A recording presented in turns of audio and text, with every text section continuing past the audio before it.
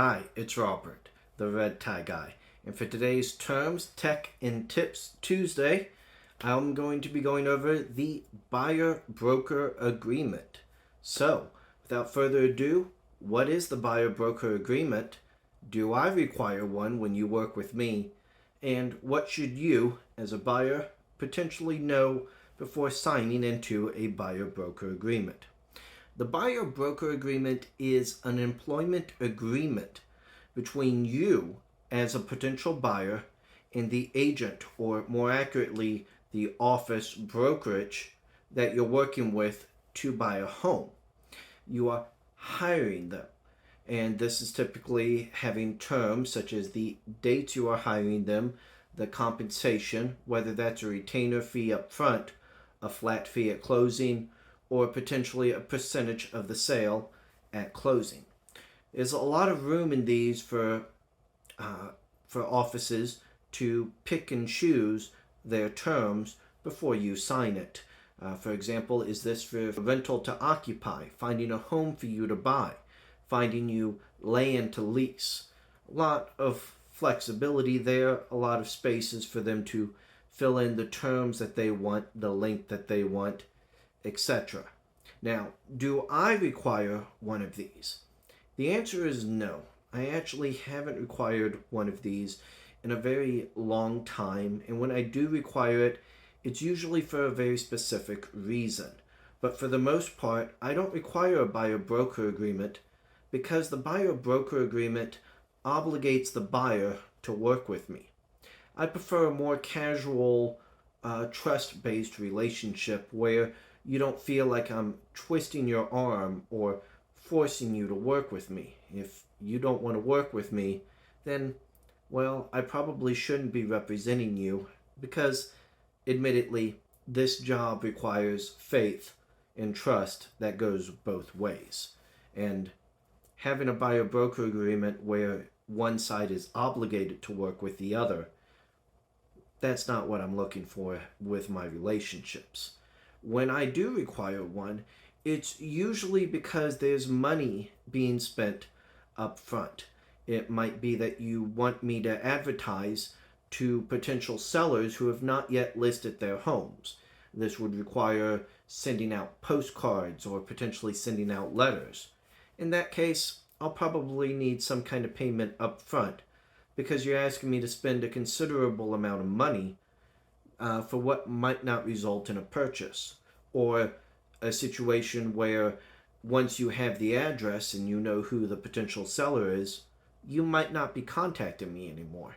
And in which case, yeah, I would need a retainer up front. Other times might be if we're working with an unusual seller.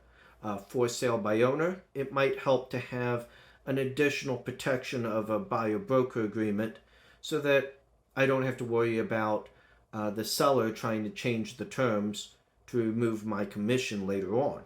Or for a new build site, they might require a copy of it so that they know to pay me when you are purchasing the home. Now, what should you as a potential buyer know about this if you're going to sign into one?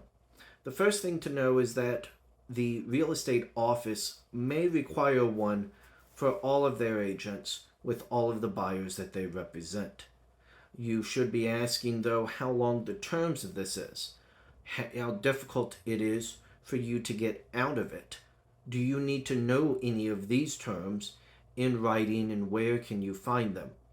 Perhaps you are making an offer, but you don't know the agent that well. If the offer doesn't work out, you don't want to be committed to this agent for potentially 3 months, 6 months, a year. These are definitely things to ask if the agent's requiring you to provide a buyer-broker agreement before making the offer. You should also probably be asking, what are the terms? If the seller is not agreeing to compensate your agent, then how does that get worked out? How are you going to pay for them, and in which circumstances is that going to happen where you pay your agent out of your pocket rather than the seller paying your agent out of their pocket? Also, just be aware who is this agreement with? Is it with the agent? Is it with the brokerage? If you're not happy with the agent's performance, are you going to be able to talk to the agent about it? Or are you going to be able to talk to the brokerage and potentially get out of this so that you could work with another agent? These are all just things to keep in mind, and know that signing this is an employment agreement and that you need to know the ways into and out of it. Also know whether or not it is entirely necessary as well. Many offices, they do just require it for their agents, and it is a fairly common document that's used. It will vary state by state, so keep that in mind. And ultimately, remember, this is a legal document, so when you are actually reading over it, if you're making a decision on whether to engage in those terms, decide for yourself or contact an attorney if you have actual questions. This video is general advice that is being given about the standard case. Your case probably has specifics, so again, consult legal counsel if you're making a serious decision about this. This is Robert Neely, the Red Tie Guy. Thanks for coming in for my Terms, Tech, and Tips Tuesday. And check in next Tuesday as well for more tips, more terms. And be sure to subscribe, comment, like below. I look forward to hearing from y'all. Thank you.